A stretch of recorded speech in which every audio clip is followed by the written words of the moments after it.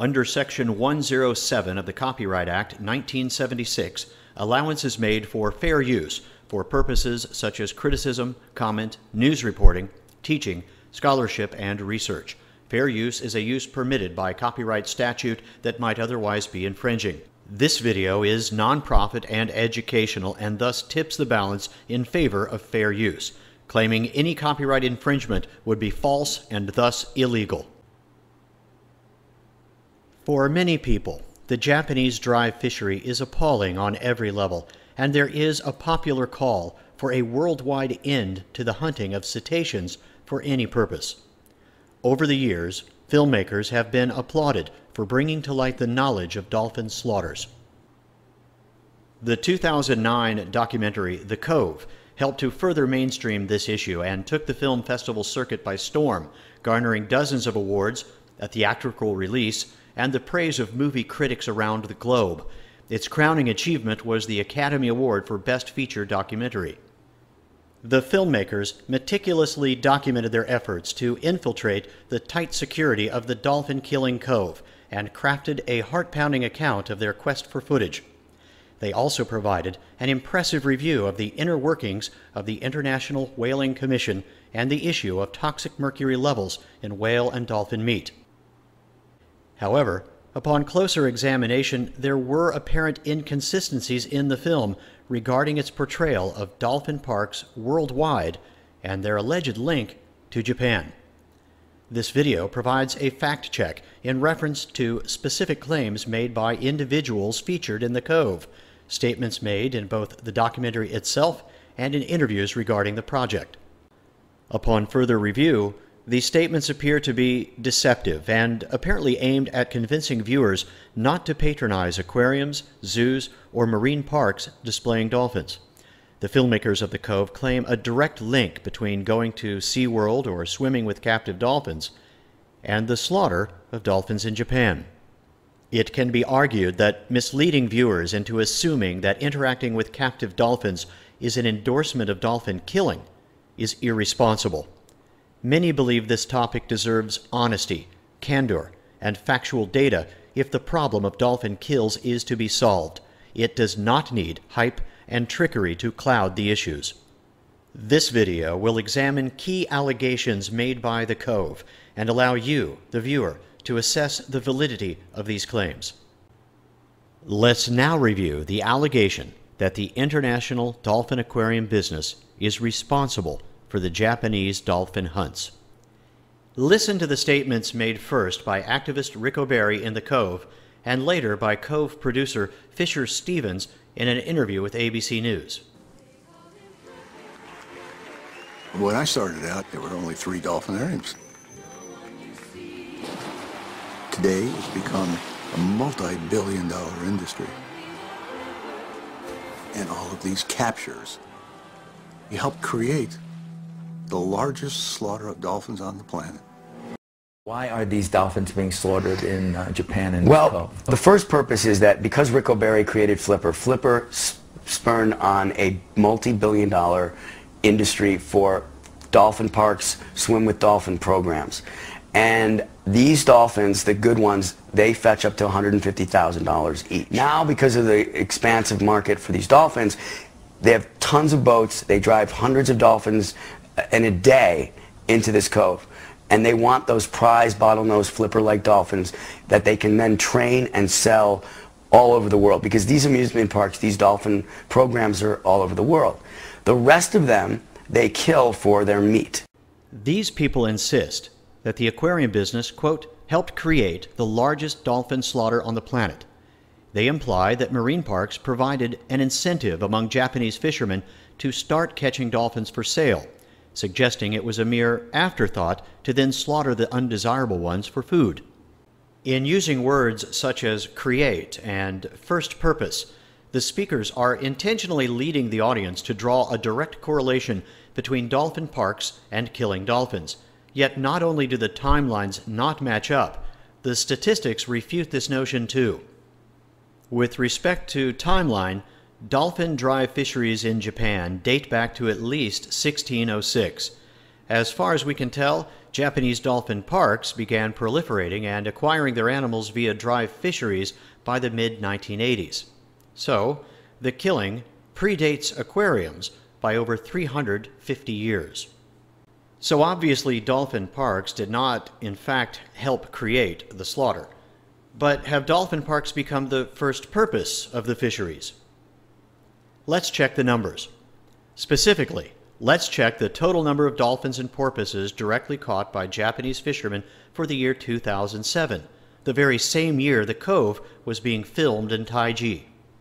In total, 13,170 were caught directly by fishermen throughout Japan. Of that number, 1,239 were caught using the dry fishing technique in Taiji. Of the 1,239 caught in Taiji, 90 were taken into captivity. The rest were killed. So of the 13,170 animals taken by the nation, 90 from a single town were sold to aquariums. That is precisely 0.7% of the national catch. So the question is, can selecting dolphins for aquariums, which represent less than 1% of Japan's catch, truly be the fisherman's first choice when over 99% of the dolphins and porpoises are taken for meat? It certainly appears unlikely. This is not to say that the sale of dolphins to aquariums is not lucrative. Indeed, the maximum price quoted by The Cove at $150,000 per animal does appear to be accurate. Thus, there is little doubt that dolphin fishermen in Taiji earn a heftier paycheck than dolphin hunters elsewhere in Japan. But bear in mind, those other fishermen apparently still find plenty of motivation to kill the overwhelming majority of dolphins without earning a penny from aquariums. But where are these aquariums? The makers of The Cove would have you believe all over the world, complete with a map depicting red lines emanating from Taiji and impacting all over the northern hemisphere, bathing entire continents in red. Take a look.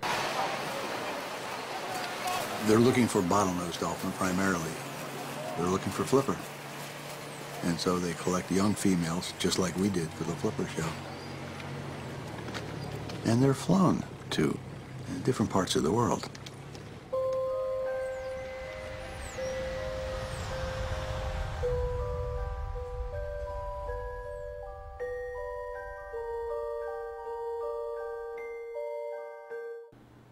So just where are these aquariums that purchased the 90 dolphins in 2007? Japan, China, Korea, and Taiwan. But what about the rest of the world? To hear director Luis Sohoyos tell it, most dolphin parks get their dolphins from Japan. The Cove is about a secret cove in Japan where most of the swim with dolphin programs and dolphinariums get their raw material, their dolphins from. Despite his claim, it simply isn't true. For example, to date, there are 638 bottlenose dolphins residing in the United States. How many came from Japan? 0. Not one. In fact, investigators cannot find any instance of a single Japanese bottlenose dolphin anywhere in the Western Hemisphere, from Alaska to Argentina. Inquiries have not as yet turned up any instance of a Japanese dolphin in Europe either. So how can the filmmakers incriminate other parts of the world outside of Asia? In the case of the United States, they are incorporating data from the past. 21 years ago, in 1989, 2 bottlenose dolphins were imported into the United States from Japan. 2 other species were also imported that year, 4 Rizzo's dolphins and 3 pseudorcas. The next effort was a single attempt by one aquarium to acquire pseudorcas in 1993.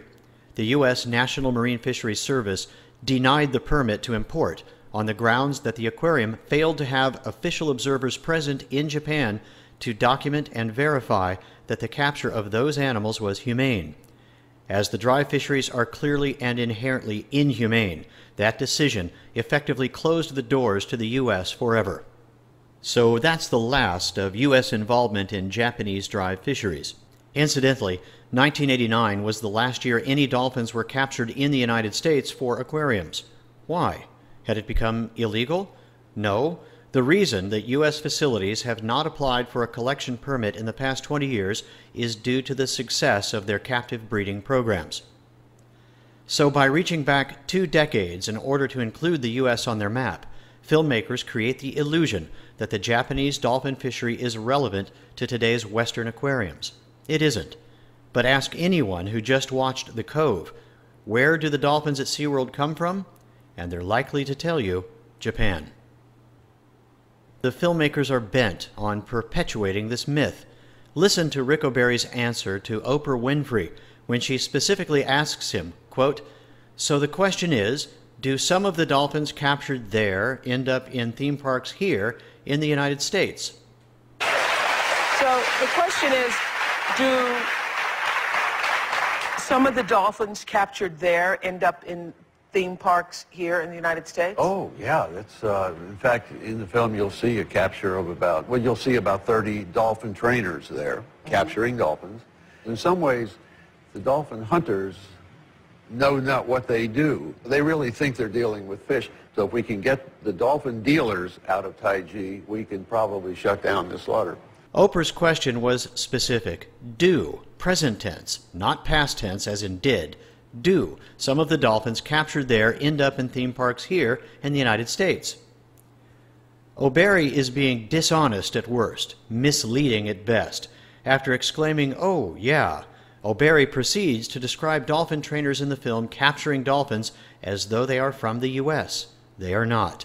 Every one of the trainers in that film is Asian.